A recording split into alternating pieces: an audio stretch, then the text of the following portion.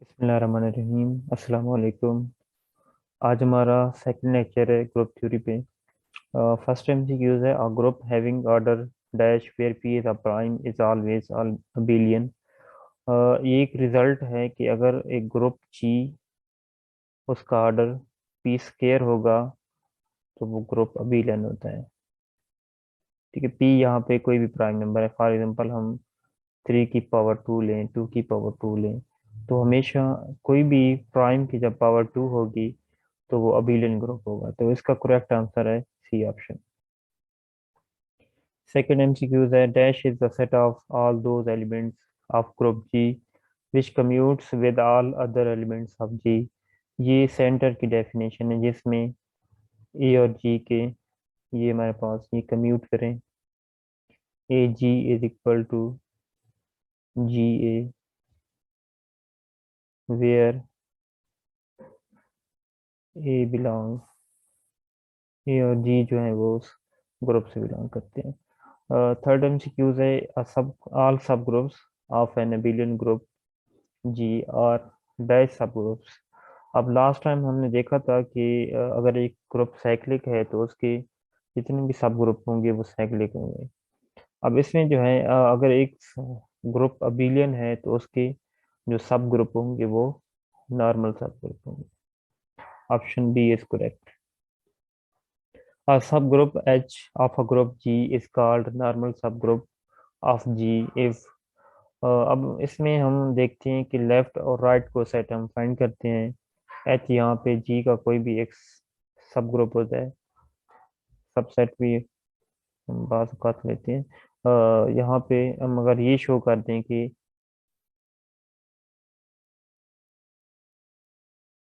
H G is equal to G H for all G belongs to group G, तो ये इसको हम कहते हैं कि left and right cosets are equal. So group यहाँ पे हमारे पास नॉर्मल सब ग्रुप कहलाएगा। एच जो है वो उस ग्रुप जी का नॉर्मल सब ग्रुप कहलाएगा। तो इसमें हम अगर ऑप्शन देखें तो फर्स्ट ऑप्शन भी करेक्ट है, सेकंड ऑप्शन भी करेक्ट है। अगर आप एच को दूसरा जी को दूसरी साइड पे लेके जाएं तो ये इन्वर्स हो जाएगा। और जो सी ऑप्शन है ऑल लेफ्ट एंड राइट को साइड्स आर इक्वल, तो ये भी करेक्ट है। एक्चुअली इसको मैथमेटिकली ऊपर हमने लिखा हुआ है और ये इसको हमने वर्बली डिस्क्राइब किया हुआ है।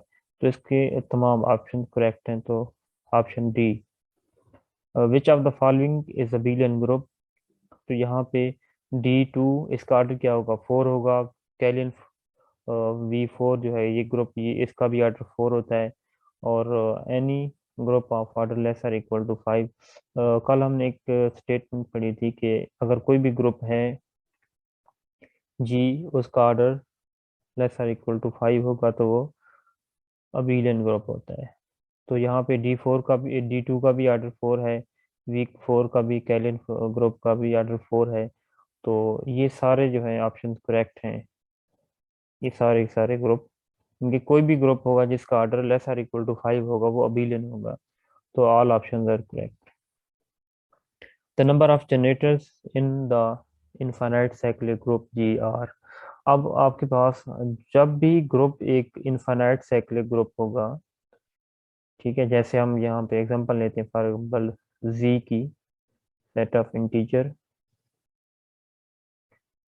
तो इसके जो जनरेटर्स हैं वो दो होते हैं, एक प्लस माइनस 1।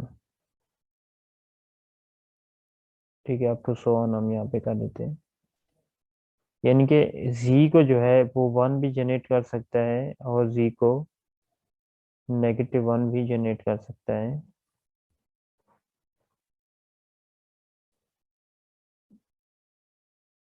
ये दोनों ही जनरेट कर सकते हैं। यानी कि हम जब हमारे पास ये, क्योंकि जी एक इनफाइनाइट साइक्लिक ग्रुप है, अगर कोई भी एक एलिमेंट जो है किसी इनफाइनाइट साइक्लिक ग्रुप को जनरेट कर रहा है तो उसका इनवर्स जो है, अब ये डिपेंड करता है कि अगर वो एडिटिव ग्रुप होगा तो इसका जो इनवर्स है वो मैंने से बनेगा। अगर वो मल्टीप्लिकेटिव इनवर्स ग्रुप है तो मल्टीप्लिकेटिव इनवर्स बनेगा। वो उसको क्या करेगा, जनरेट करेगा जरूर। ठीक है, जैसे यहाँ पे हम ए इज इक्वल टू उस ग्रुप ग्रुप को जनरेट करेगा जी, हम यहाँ पे जनरल ही बात कर लेते हैं। ठीक है, तो यहाँ पे अगर कोई एक एलिमेंट ए जो है किसी भी ग्रुप जी का उसको जनरेट कर रहा है, तो उसका इनवर्स बी उसको जनरेट करेगा। लेकिन किस केस में? जब आपका ग्रुप इनफाइनाइट साइक्लिक ग्रुप होगा। इसका मतलब है दो एलिमेंट से इसको जनरेट कर सकते हैं, एक एलिमेंट और दूसरा इसका इनवर्स। सो इसके जो जनरेटर्स होंगे वो दो होंगे। So correct option is A. The number of generators in the finite cyclic group G. और अब हमारे पास अगर ग्रुप फाइनाइट साइक्लिक होगा, तो उस केस में हम ये नहीं कह सकते कि उसके जनरेटर्स दो होंगे। अब उसमें क्या हो सकती है, डिपेंड करता है कि elements that are relative prime to order of G, elements that are coprime to order of G, elements with prime order none. अब इसका करेक्ट ऑप्शन जो है वो ये है। अगर फॉर एग्जांपल हम Z4 की बात करें, तो इसके जो एलिमेंट्स होते हैं दैट इज 0, 1, 2, 3। ओके, ये Z4 के एलिमेंट्स हैं। अब हम देखने चाहते हैं कि इसके कौन से एलिमेंट्स इसको जनरेट कर सकते हैं। अब इस रिजल्ट के तहत इस 4 के जो रिलेटिव प्राइम होंगे, रिलेटिव प्राइम वो होते हैं जिनका GCD 1 हो। फॉर एग्जांपल आपने यहाँ पे इसको हम अगर जनरलाइज फॉर्म में लिखें, GCD ऑफ, यहाँ पे आप लिखेंगे Z4, यहाँ पे इसका ऑर्डर 4 है Z4 का। और ए यहाँ पे मैं कोई भी इसका आर्बिट्रेरी एलिमेंट लिख रहा हूँ। अब ए में ए वो तमाम यहाँ पे Z4 के एलिमेंट्स होंगे जिनका GCD अगर हम लें तो 1 आ जाएगा, वो इसके जनरेटर में चले जाएंगे। ठीक है, अब जैसे यहाँ पे आप देखें कि 4 और 1 का अगर आप GCD फाइंड करें तो 1 आएगा। इसका मतलब है 1 जनरेट कर सकता है Z4 को। सिमिलरली आप अगर देखें 3, क्योंकि 2 और 4 का GCD जो है वो 2 होगा, इस वजह से हम यहाँ पे 2 को कंसिडर नहीं करेंगे। 3 जो है 3 भी इसको जनरेट कर सकता है। 3 और 4 का GCD 1 होगा। ठीक है, इसका मतलब है इसके दो जनरेटर्स हैं Z4 के। तो ये रिजल्ट ये बताता है कि अगर आपका ग्रुप जो है फाइनाइट साइक्लिक ग्रुप है, तो उस ग्रुप के ऑर्डर के जो रिलेटिव प्राइम होंगे नंबर, वो उसको जनरेट करेंगे। So correct option is A. Let G be an abelian group, then which of the following statement is not true? अगर आपके पास ग्रुप अबिलियन है, इसका मतलब है A B is equal to B A. अगर ए बी उसके generator हैं तो आप ये लिख सकते हैं कि A B is equal to B A होगा। Okay, every commutator of G is identity. अब कम्यूटेटर जो है एक ग्रुप होता है जिसमें ये कंडीशन होती है कि A B A inverse B. ठीक है, यानी कि हमारे पास इसको हम कहते हैं कम्यूटेटर ऑफ ए बी। कोई भी हमने इसके दो एलिमेंट लिए।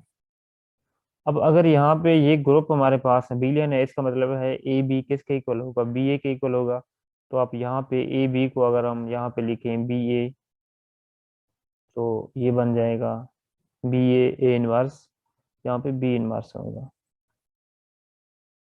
ठीक है, इनके इसका कम्यूटेटर अगर आप लिखेंगे तो क्या बनेगा? A B into A inverse B inverse. अब क्योंकि ग्रुप हमारा बिलियन है तो ए बी को हम लिख रहे हैं बी ए, और साथ जो है साथ में है ए इनवर्स बी इनवर्स।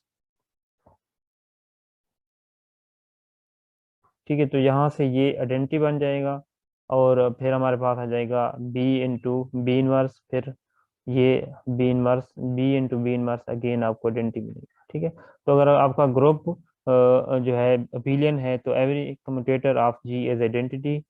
तो अब नेक्स्ट देखते हैं कि if M is divisor of the group G, then G must have a subgroup of order M. ये भी आपको पता है कि स्टेटमेंट है, अगर एम उस ग्रुप का डिवाइजर है तो वो उसका सब ग्रुप जरूर होता है।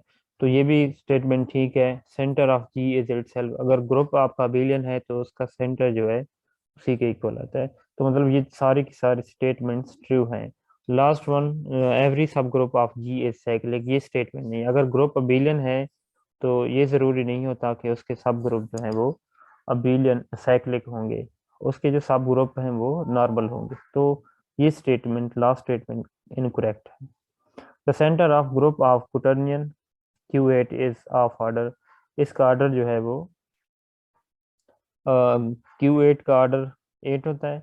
और इसके सेंटर की बात की कि इसके सेंटर में दो एलिमेंट्स होते हैं, that is option B. D4 is homomorphic to, D4 जो है इसका ऑर्डर 8 होता है और ये होमोमॉर्फिक होता है Q8 के क्वाटर्नियन ग्रुप के। Option B is correct. Centre of dihedral group DN where N is even. अब इसमें जो हमने DN की बात, दैट इज डाइहेड्रल ग्रुप, इसकी हमने जनरल फॉर्म भी लास्ट लेक्चर में देखी थी। अब इसमें जो है इसमें इसके सेंटर की बात जब हम करते हैं तो इसको हम जनरलाइज बता देते हैं कि इसका सेंटर किस तरह का होगा। अब यहाँ पे DN, अगर N आपका इवन है,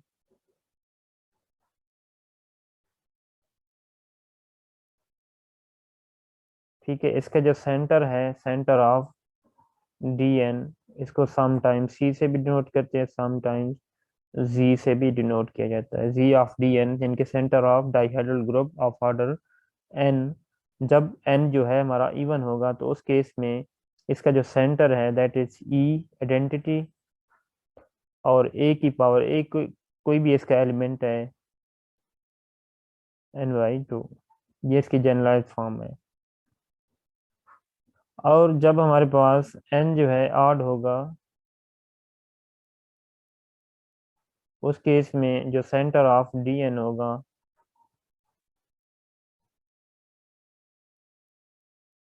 that is equal to identity, यहाँ पे जस्ट आइडेंटिटी होगा। ठीक है, तो ये चीज़ आपने माइंड में रखनी है। The centre of dihedral group when N is even, तो यहाँ पे अब हम इस केस की बात करें, जब N इवन होगा तो उस केस में हमारा जो डाइहेड्रल ग्रुप है उसका सेंटर जो होगा, ये option D is correct.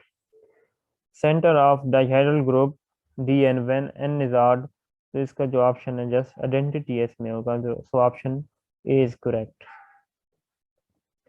Z over N G is homomorphic to, कल हमने देखा, इस मैंने आपको बताया था, that is homomorphic to ZN, so option A is correct.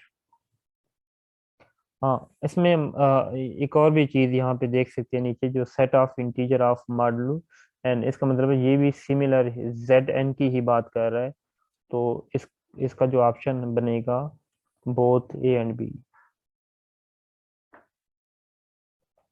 Let G of G be the center of group G, then G over ZG is cyclic if and only if G is abelian। ये एक statement है। Let G be an abelian group, then center of G is equal to G। Correct option is B।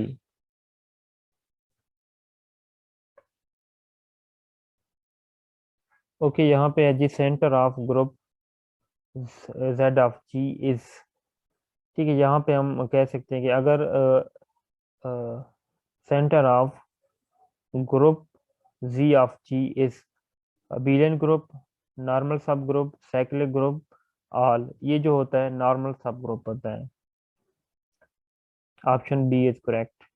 The centre of D5, अभी हमने देखा था, क्योंकि यहाँ पे n जो है ऑड है, इसका मतलब है इसके सेंटर में जस्ट आइडेंटिटी लाई करेगा, सो ऑप्शन ए इज करेक्ट।